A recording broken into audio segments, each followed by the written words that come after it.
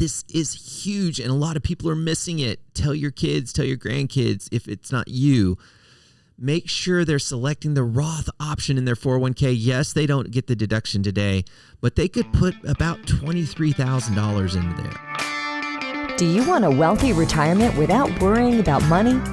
Welcome to the Retire in Texas podcast, where you will discover how to enjoy your faith, your family, and your freedom in the state of Texas. And now, here's your host, financial advisor, author, and all-around good Texan, Darryl Lyons. Hey, this is Darryl Lyons, CEO and co-founder of PAX Financial Group, and you're listening to Retire in Texas, where building wealth comes with clarity and purpose and peace, and we guide our thoughts by 1 Timothy 6:17 through 19. And I want to help you grow your wealth without losing your grounding. And if that's what you're after, you're at the right place. Thanks for listening to Retire in Texas. And remember, this information is general in nature only. It's not intended to provide specific investment, tax, or legal advice. Visit paxfinancialgroup.com for more information. So here's a story. This is on Motley Fool. Back in 2017, this is not me. This is somebody else saying the story. Back in 2017, my wife and I both opened Roth IRAs.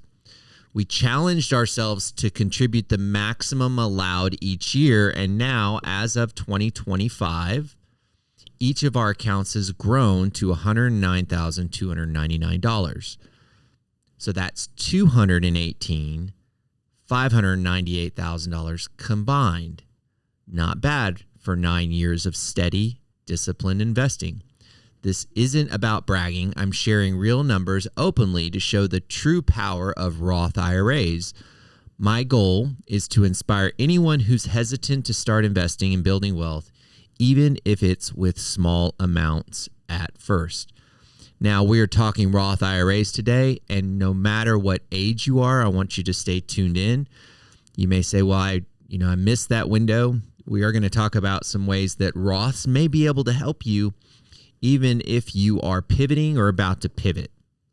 So I remember Roths when they first came out. It was 1997. I was undergraduate at St. Mary's University, and I was working at Bank of America, and we talked about opening up Roth accounts for our customers. And so I got a VHS cassette, and I went home to my dorm, and I watched the VHS explanation on Roth IRAs, and I'll never forget being made fun of for doing that while all my buddies were having a good time. So that's my history with Roth IRAs, developed by Senator William Roth out of Delaware, designed to help people save money. And the benefit of Roth IRAs is that they're tax-free. So, in summary, they are different than traditional IRAs in the fact that traditional IRAs, you generally get a deduction for putting money in. But when you pull it out at retirement, you pay taxes. Roth IRAs, on the other hand, thanks to Senator Roth out of Delaware, you put money in, you don't get the deduction. But when you pull it out, if you do it right, it's completely tax-free. It's just kind of a big deal. So let's kind of unpack this a little bit. And I'd like to start out just talking taxes for a second, because this can be confusing, and I think it's worth kind of figuring this part out. So there's this thing called, we have these tax brackets. There's the marginal and effective tax rate. I think it's worthy just to know the difference between the two, especially when you're talking about Roth IRAs. So the marginal rate is the rate on the last dollar earned. So in other words, if you're in a bracket, and you've often heard this, a 24% tax bracket, that doesn't mean all of your income is taxed at 24%. It's just whatever that last dollar earned, it might have creeped into that next bracket. So some people say, I'm in the 24% tax bracket, or you might have heard of that before. Again, that doesn't mean that all of your money is taxed at 24%. It seems to me, whenever I've looked at returns of most Americans that are just kind of in this middle to upper class, most of them, I look at I see their tax return and their effective tax is between 14 and 17%. They're effective. So even if they might be in the marginal tax bracket of 24%, what they're actually paying taxes is closer to 14 to 17% in that range after the deductions, whether it's standard deduction, itemized deductions, or above the line deductions. And so knowing this is important because Roth contributions and even something called conversions are all about paying taxes now when rates are lower than when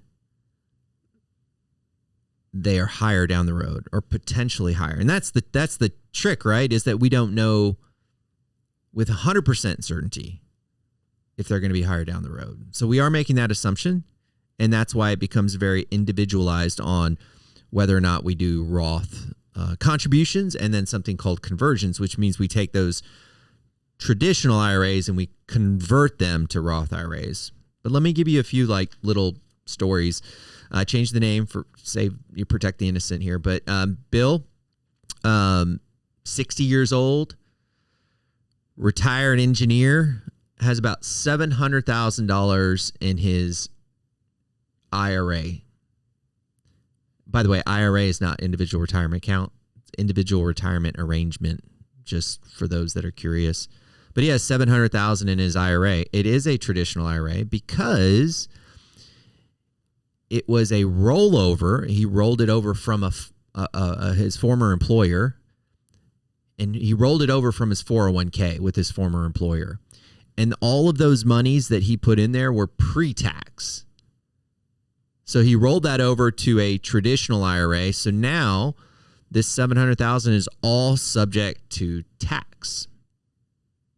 So we noticed that he was kind of in this low income window because he had quit work and he had yet to start getting Social Security and he had yet to start taking out required minimum distribution. So he's kind of in this unemployed, retired kind of window. Not a lot of income. So with that opportunity in front of us, we did some conversions. And so the idea is to convert $100,000 a year over a few years and pay taxes at, low marginal rate and low effective rate. So that way down the road, he's got a bucket of money, let's say $300,000, depending on how much ultimately gets converted. So transition from a traditional to a Roth, a bucket of money completely tax-free down the road. And those Roth IRA dollars aren't subject to required minimum distribution. And so we were the point I want to make in that, and there may be some other questions that you have in your head, but the point I want to make is that we identified a window where his effective tax rate was going to be pretty low. It's like paying $2 of gas when the price is about to hit $5. And the price is about to hit $5 because he was going to get some Social Security and he was going to have to start taking these required minimum distributions out of this traditional IRA. So we knew the tax was going to go up in this case. Now, we did set aside this degree of speculation about whether or not the government's going to raise taxes, but we can talk about that later. But just in his situation, he forecasted out just using some technology that we use. Most advisors should use it to just say down the road, it looks like you're going to have a higher tax bracket. So can we convert now while you're, in this case, unemployed? The conversion thing. So let's kind of unpack that again. It's a traditional IRA where you had pre-tax dollars in and you want to convert that over to a Roth because you believe that you'll have less income in the future, or some people have conviction that there's going to be higher tax rates, which somebody's got to pay for the government debt. So that makes sense. But the other thing that you got to have to consider, or at least need to consider, I think two things. First of all, when you convert from a traditional to a Roth, you have to make sure you have cash to pay that tax because you're going to pay tax immediately when you convert. So $100,000 you convert to a Roth, that could be $20,000 or $30,000 of cash that you're going to have to write to the IRS because you're paying the tax today. That's why the IRS still allows us to do this, because they need the money. So you convert it today. So I think it's important for you to just keep in mind you have to have excess emergency funds, because that's where it's going to come from. And the other thing you want to be careful of is it could trigger something called a Medicare IRMAA. This is for those that are getting Medicare. So, or are close to getting Medicare. You want to work with your advisor to make sure it doesn't trigger something called a Medicare surtax. And so just something to be aware of. Again, your advisor can help you with this. So you convert and just be careful. And or you may pay a surtax on Medicare and you're just like, okay, at least I know about it. But that's something to just be sure to ask your advisor before you convert.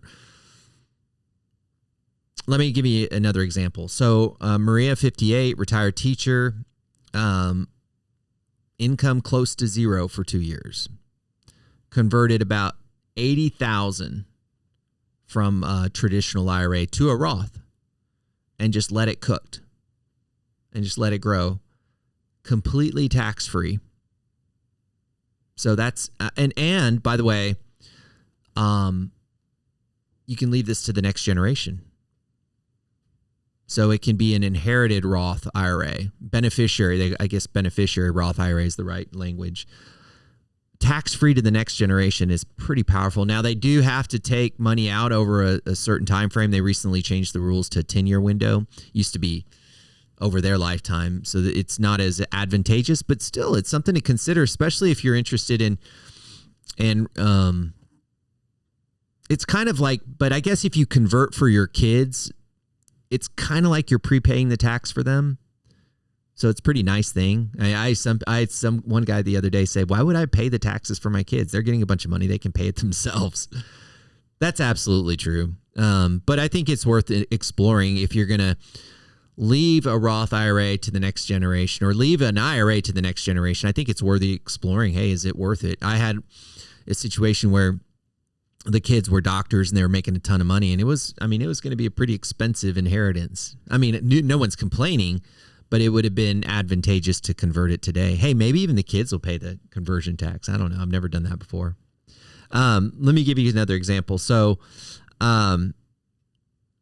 this is a bad example. So Tom, 62, business owner, converted $900,000 of his IRA in 1 year, and it pushed him into the highest tax bracket.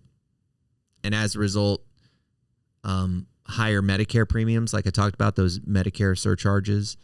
You could also get taxed on Social Security more. So you just have to pay attention to how much to convert. Oftentimes we'll convert up to the next bracket. And it doesn't kill you if you go into the higher bracket, because again, it's only the last dollars go into that last bracket. But if you can plan, you can say, okay, I'm only going to convert this much this year because I'll hit this bracket. Next year I'll convert this much. That's how you can strategically do it. And that, that money adds up. The savings adds up. Got to pay attention to the limits. I think it's important that you know that you have the Roth limits, which are $7,000. That's the most you can put in. If you're over 50, you can put in $8,000. But don't forget, some of you guys, and if you're retired, make sure you tell your kids.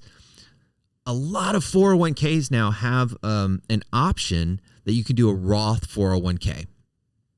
This is huge, and a lot of people are missing it. Tell your kids, tell your grandkids, if it's not you, make sure they're selecting the Roth option in their 401k. Yes, they don't get the deduction today, but they could put about $23,000 into there. I may be off. I think that might be 24's number. I'll double check myself. But $23,000 into the Roth 401k, growing completely tax-free. Make sure they're putting the money in. Make sure they're maximizing it. Make sure they're investing it well.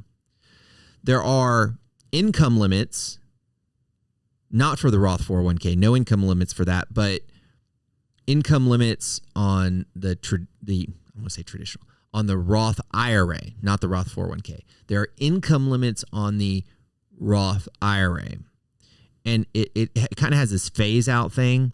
So just know if you're single, if you make over 150,000, it begins to phase out on how much you can put in. If you're married filing joint and you make over 236,000, that's when the phase out begins, and you won't be able to put in the maximum amount. So just pay attention to those limits. You don't want to mess that up. I was reading a Reddit article, and a guy was looking for help because he had messed up his Roth IRA, and I'll go to Reddit for help. Okay. But he made too much money. So trying to figure out what to do. I don't have time to do it today, but there's something called a backdoor Roth, something that you might want to look into. Don't do it without working with an advisor because you can mess up. I messed up on one of those a long time ago. I won't do it again. So I learned from my mistake, but you can really mess those up. So be careful. And again, make sure that you don't convert too much and where you go into a different bracket. There's also something, a 5-year rule that you want to pay attention to. Again, I'm kind of keeping it high level, but things to think about. And then just think about, I would say last thing for you to think about is just what the legacy options might look like, because it's kind of cool to be able to leave a Roth IRA to the next generation. And then if you want to be really thoughtful about it, maybe you invest that a little bit more aggressively than you would your own personal money. So there's something to think about there. I really think this tax diversification idea makes a ton of sense. Both, maybe you have some tax-free stuff, some taxable stuff. You spread it out a little bit, and that way when you run into different administrations that are trying to solve the government debt problems in different ways, you can navigate and maybe take distributions from this account or not this one. And so I think that puts you in a position of flexibility. But a Roth IRA has to be a part of the equation, and I find it to be just a very, very useful tool and a conversation that we have with nearly every single client today. So thanks for listening to Retire in Texas. I want you to continue to stay grounded. Live generously, and remember, you think different when you think long term. Have a great day.